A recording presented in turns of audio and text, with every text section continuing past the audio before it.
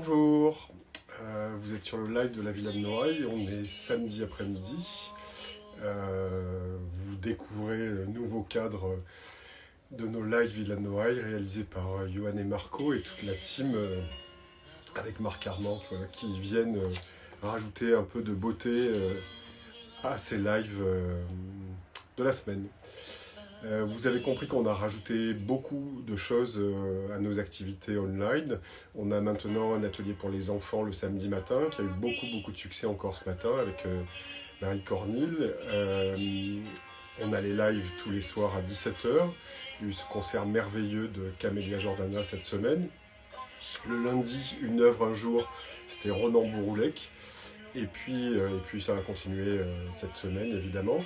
Vous avez vu qu'on a posté aujourd'hui une nouvelle série qui s'appelle Héros, qui a pour but de rendre hommage à tous les gens qui travaillent pendant cette pandémie, pendant cette période si particulière.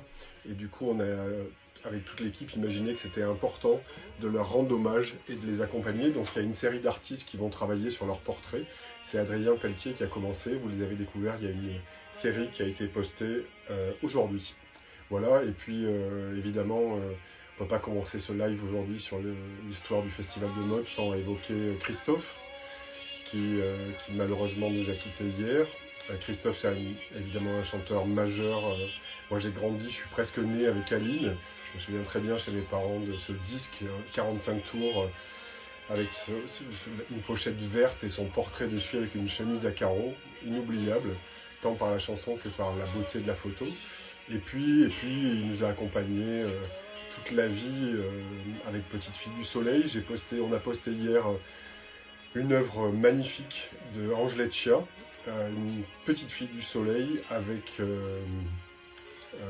cette jeune fille qui est donc filmée par Angelette Chia, qui a très gentiment accepté de nous prêter ce film que j'avais eu le plaisir de découvrir à la Beauté en Avignon, la très belle exposition de la capitale culturelle européenne de Jean Deloisy en 1999, et j'avais vécu avec cette œuvre dans ma tête sans jamais réussir à la revoir. Et hier, grâce à Thomas Lequeux, on a appelé Angelette Chia qui a dit oui tout de suite et on vous l'a présentée, on vous l'a offerte en hommage à Christophe. Voilà, c'était la moindre des choses. Et puis on vous a montré ces images aussi hier de ce magique concert donné par Christophe, Sébastien Tellier, Anna Mouglalis, à l'occasion des 30 ans du Festival de mode et de photographie hier, que la maison Chanel nous avait offert l'année en 2015, où la maison Chanel était l'invité d'honneur de la 30e édition du festival. Voilà, donc c'était cette petite introduction, et je la terminerai aussi par un hommage à une catégorie de la population locale qui souffre beaucoup. Ce sont les horticulteurs, parce qu'ils ne sont pas produits de première nécessité, et donc ils ne peuvent pas vendre leurs fleurs. Et du coup, dans le bassin liérois et dans le Var, c'est une catastrophe absolue. Il y en a d'autres de catastrophes, bien sûr, mais celle-là est particulièrement évidente parce qu'il y a une saisonnalité très forte pour ces horticulteurs. Et du coup, c'est le gros de la saison qui se joue en ce moment, avec les pivoines en particulier, et puis le muguet du 1er mai. Donc surtout, si vous trouvez des moyens de les aider, si vous voyez des fleurs du Var, de France, surtout vraiment, allez-y, achetez-les. Il y a beaucoup d'initiatives initiées par tout le monde, par la SICA du marché aux fleurs de hier, par Hortisud, les fleurs du Var, de Beaulieu aussi, qui a beaucoup aidé, et qui d'ailleurs réouvre cette semaine. C'est une bonne nouvelle de la semaine. Voilà, donc c'était une petite introduction avec Christophe et les paradis perdus. Une introduction à la 5e édition du festival d'hier. Une introduction à la 5e édition du Festival d'hier qui se déroulait en 1990 à l'espace 3000. Donc moi j'aime bien célébrer les anniversaires, donc ça faisait déjà 5 ans qu'on existait, on était encore tout bébé, mais on avait un très bon bureau de presse à Paris, Catherine Mirand, qui restait une amie de toujours. Et puis je vous avais parlé la semaine dernière de ce merveilleux designer, créateur de mode, Samy Tilouche, qui avait absolument transporté la 4e édition du festival en 1990. Voilà, donc on revient, c'est la 5e édition. Moi j'ai été embauché à la mairie pour être directeur adjoint des affaires culturelles, donc c'était une grande révolution pour moi, j'étais très jeune, j'y comprenais rien à rien, et du coup voilà, j'avais accepté cette mission, avec beaucoup de plaisir, et ça fait 30 ans que ça dure, vous le savez. Et du coup, voilà, on commence cette 5e édition du festival, on fait appel à une artiste que j'aime beaucoup, Florence Langlois, pour réaliser l'affiche de la 5e édition du festival. Donc ça donnait aussi un tournant dans la direction artistique du festival, on prenait un peu de recul sur les choses, et voilà, on a continué pendant plusieurs années à travailler avec Florence. C'est elle qui avait fait aussi le logo très beau du festival à ce moment-là. Donc on est en 1990, on est toujours à l'espace 3000, et la grande nouveauté de cette année, c'est que en 1989, donc j'ai été embauché, comme je vous le disais, à la ville de Hyères, et du coup j'ai découvert la villa de Noailles, que je ne connaissais pas. J'ai rencontré une équipe d'un film merveilleux de Patrick Mimouni, qui tournait un documentaire sur Charles et Marie-Laure de Noailles, et du coup, très naturellement, en 1990, alors que la villa vient d'être restaurée, je demande à deux personnalités qui sont devenues des amies depuis. Florence Muller, qui à l'époque est conservatrice au MAD, enfin ce qui s'appelle aujourd'hui le MAD, qui à l'époque s'appelait l'Union Française des Arts du Costume, l'UFAC. Et Florence Muller accepte de faire une exposition avec Nathalie Dufour, qui était la chargée de mission pour la mode à l'époque au ministère de la Culture, puisqu'à l'époque la mode avait une délégation à l'intérieur même du ministère de la Culture, comme l'avait voulu Jack Lang. Et du coup, Nathalie et Florence ont fait la première exposition dans la villa de Noailles rénovée en avril 1990. Et du coup, vous allez découvrir des photos tout à l'heure dans les archives qui vont suivre mon live. Et ça reste un souvenir absolument incroyable pour moi. D'abord de collaboration avec Florence et Nathalie.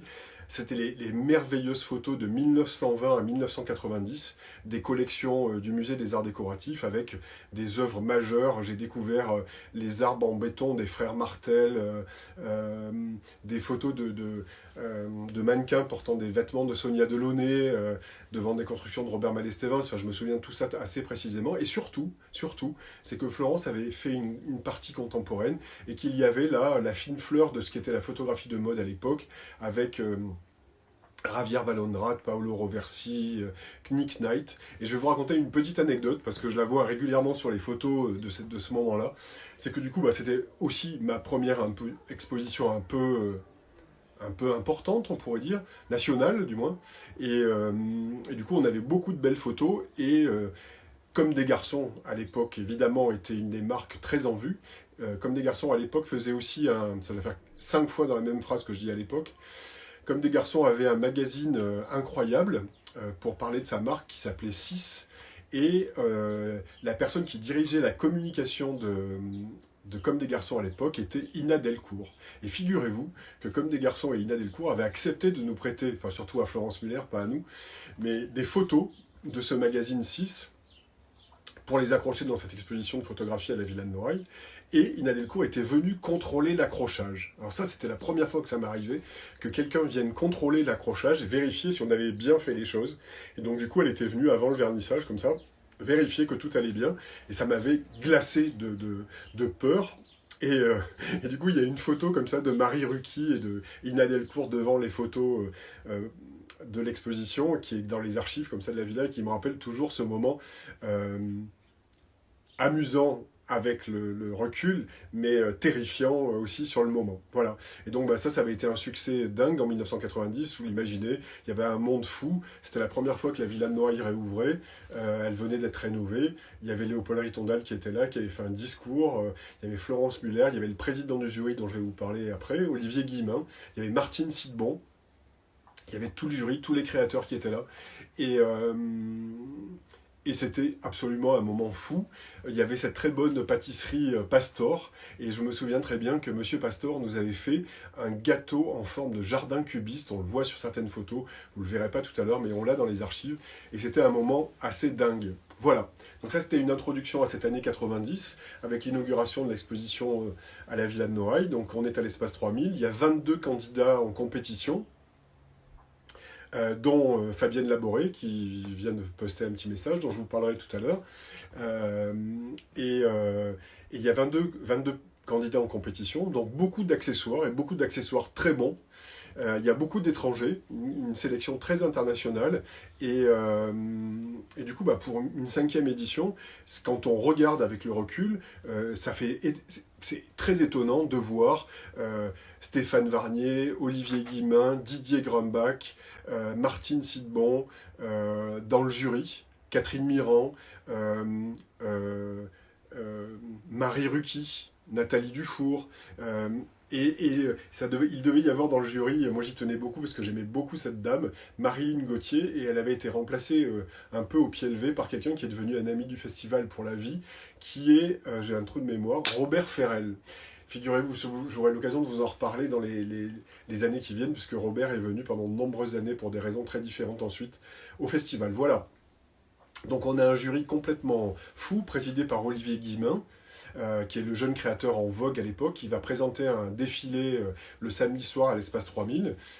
Un défilé, c'est une collection inspirée par Jules Verne. Vous allez voir, on ouvre les photos d'archives tout à l'heure avec une photo réalisée sur place d'une robe absolument magnifique avec une armure en métal doré sur l'épaule de la mannequin qui est absolument dingue. Je garde un souvenir incroyable de ce moment, et je me souviens très bien que Olivier était venu avec des gens de l'IFM, Suzanne Tide et une autre personne, Véronique, dont j'oublie le nom, j'ai essayé de le retrouver tout à l'heure mais je ne l'ai pas retrouvé, qui elles aussi sont devenus des gens qui à l'IFM sont importants et que j'ai retrouvés par la suite comme ça. Et cette année-là, 89 c'était déjà le cas, mais 90 ça a été vraiment une année fondatrice, encore une fois, de tous les amis, Hervé Huchet, Christine Walter-Bonini, Brigitte Bain-Simon, qui étaient dans le jury, Jean-Louis Beaumont, la boutique Panoplie, dont on reparlera dans les lives qui viennent. Et du coup, voilà, on a un jury assez dingue, avec toujours notre marraine incroyable, Marthe Lagache, bien sûr, qui est toujours là. Et on a, pour ces 5 ans, fait un défilé des 5 ans en réinvitant. Donc déjà, on faisait ça, on le fait encore aujourd'hui, mais à l'époque, on l'avait déjà mis en place. On avait réinvité les 5 candidats qui avaient gagné les 5 premières années. Donc Samy Tilouche était revenu défiler. Et puis vous allez le voir tout à l'heure aussi, il y avait quelqu'un qui était hors concours, dont on parlait beaucoup à l'époque, qui était José Lévy. Et vous allez voir une photo très étonnante, prise à la Villa de Noailles de José Lévy et ses mannequins. Vous m'en direz des nouvelles, comme on dit. Voilà. Donc je vous disais tout à l'heure qu'on a une compétition très internationale, de très bons accessoires. C'est Pascal Marais qui gagne le prix de l'accessoire cette année-là. Malheureusement, c'est quelqu'un qui nous quittera peu d'années après avoir gagné son prix au festival de hier. Mais cette année-là, il y a aussi Fabienne Laboré, ses chapeaux, la Sartan, magnifique. Elle est là en direct, je vois elle nous fait des coucous depuis tout à l'heure. Et j'ai un souvenir magique et de son caractère, et de son franc-parler, et de son accent merveilleux du sud-ouest, un peu à la Manon Roaldès, on pourrait dire. Et voilà, ça c'est des gens que j'ai encore vus il y a très longtemps, il y a très peu de temps, puisque avec Fabienne, je vous l'ai déjà dit, on essaie de sauver une fabrique de feutres près de Carcassonne, qui s'appelle Capel, et qui est la dernière fabrique de chapeaux en feutre en France. Et ça, on se bat, enfin Fabienne surtout, et la maison Capel, et moi j'essaie de donner des petits coups de main. Si on arrivait à sauver cette fabrique de chapeaux en française, ce serait vraiment formidable. Voilà, Manon Roaldès qui est là et qui fait des coucous, parce que c'est le sud-ouest qu'elle aime tant. Voilà, donc je vous disais beaucoup de bons accessoires, Fabienne Laboré, mais il y a aussi quelqu'un qui est devenu mon ami cette année-là, qui est Olivier Jo. Olivier Jo, c'est un des meilleurs designers d'accessoires de notre pays. Il a, après le festival d'hier, fait très longtemps les accessoires chez Jean-Paul Gaultier, la couture chez Gaultier. Il a longtemps fait aussi Repetto. Et puis c'est quelqu'un que je vois très souvent au Levant, parce que c'est un amoureux du paradis naturiste qui est l'île du Levant. Voilà, et c'est vraiment important d'avoir cette base-là. Donc voilà, c'était pour un peu introduire tout ce qui s'était passé pendant cette 5e édition du festival d'hier. Ce que je voulais vous dire aussi, c'est que quand on fouille les archives toutes les semaines avec Thomas Lequeux, on se rend compte qu'il y en a tellement, que c'est hyper frustrant de ne pouvoir poster que arrivé, c'est que depuis tous les lives que je fais, qu'il y a quelqu'un appelle pendant ce moment-là, mais voilà, on ne pourra plus le dire, c'est arrivé. Donc voilà, j'ai dit que c'était frustrant de pouvoir poster que 10 images. Et puis il y a une chose aussi que je voulais vous raconter, une deuxième anecdote, c'est que cette année-là, on s'était débrouillé, je me souviens avec Jérôme Cano, je crois, entre autres, pour faire accoster au port d'hier, et surtout avoir l'autorisation de faire une fête sur le galion du film Pirate de Polanski. Et ça, alors, ça avait bluffé tous les Parisiens qu'on leur dise qu'on allait faire la fête sur le bateau qui avait servi au tournage du film Pirate. Mais, catastrophe absolue, il avait plu Et la soirée avait été annulée. Et là, on avait perdu 15 points d'un coup, je peux vous le dire. On avait eu du mal à s'en remettre. Voilà, c'était l'anecdote de l'année 90. Et une autre anecdote dont je me souviens aussi, c'est que cette année-là, je vous en parlerai tout à l'heure, il y avait Thierry Planel, quelqu'un qui est devenu aussi un ami du festival. Et Thierry Planel, il avait enregistré des sons euh, avec tous les gens qui étaient là. Et on a une bande son, je ne l'ai pas retrouvée pour l'instant, comme c'est souvent le cas, on cherche pas mal d'archives à la villa. Il y a une bande son assez incroyable, on déjeunait chez Papas, on mangeait des fruits de mer le samedi midi, c'était ça les habitudes de l'époque pour les membres du jury. On les amenait pique-niquer au jardin Olbus-Riquier, on les faisait déjeuner chez Papas. Et ce jour-là, Thierry Planel avait son micro, il avait enregistré des choses de dingue. Et je me souviens de Robert Ferrel qui disait avec son accent anglais à couper au couteau, quoi, le plissé froissé, il y avait ça? Et c'était sur Nova, voilà. Et ça reste un souvenir pour moi très sympathique. Voilà, je crois que je vous ai parlé à peu près de tout ce que je voulais vous parler, ce dont je voulais vous parler. Dans le jury, donc cette année-là, il y avait Martine Sidbon, je vous l'ai dit tout à l'heure. Martine est une des plus grandes créatrices du XXe siècle. Je voyais quelqu'un tout à l'heure qui disait Martine Sidbon, tu nous manques. C'est vrai que tu nous manques, Martine, la beauté de tes collections et ton duo merveilleux avec Marc Ascoli nous manque. Voilà. Et dans ce jury, il y avait beaucoup de gens, je vous l'ai dit. Je vous ai cité des différentes personnalités tout à l'heure. Il y avait aussi Suzanne Marès de la Fédération de la Chaussure.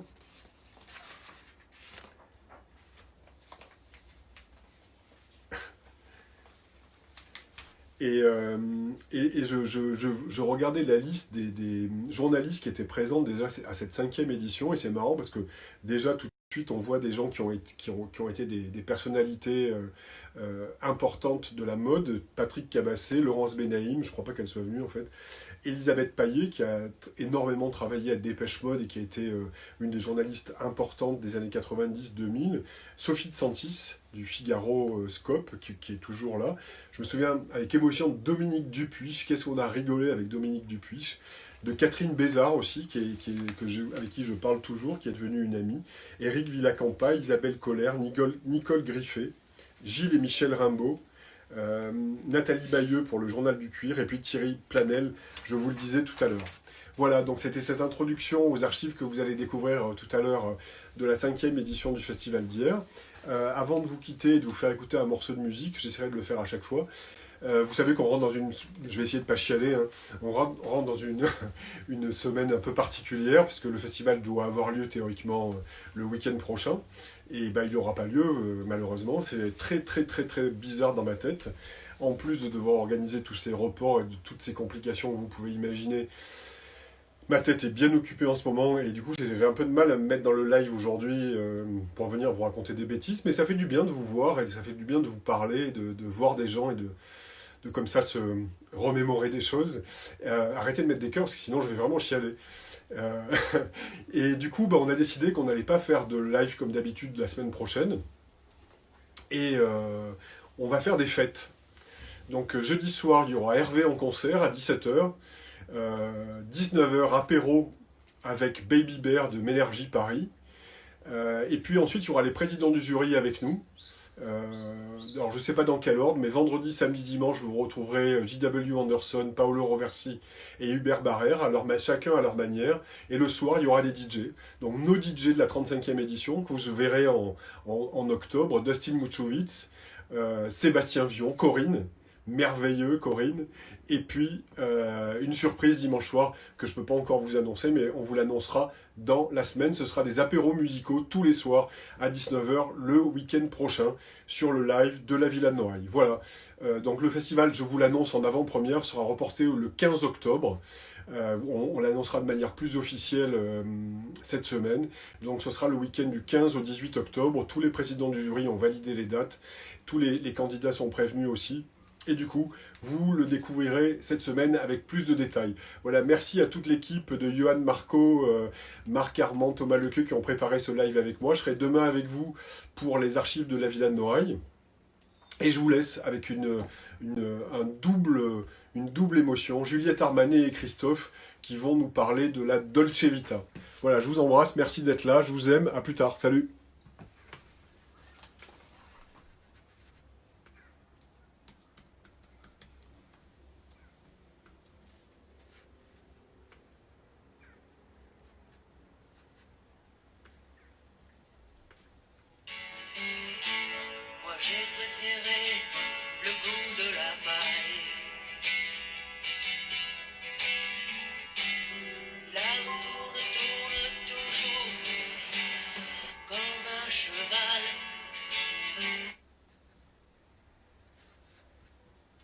suis un peu mauvais avec les techniques, mais je vous assure que ça va s'arranger, j'arrive. C'est compliqué, hein, d'essayer de faire les choses bien, même si on adore ça. Alors, Juliette. Armani. J'avais tout préparé, hein, je vous promets, mais bon.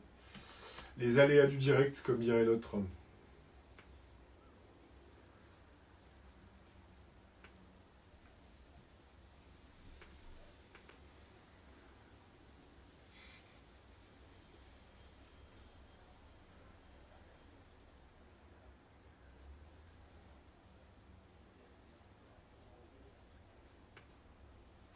Facile de tomber dans mes bras, reprenez ton vie, de la douche vite. Cette façon que tu avais de te serrer, entre le revers de mon smoking blanc cassé, je ne l'ai jamais retrouvé. Le soleil décline. Ma mémoire en ruine. Elsa, Elsa, je ne t'oublie pas. Salut! C'est sur YouTube, si vous avez envie d'écouter en entier. Je vous y invite, je vous aime. Bis Christophe, adieu, merci pour tout, ciao.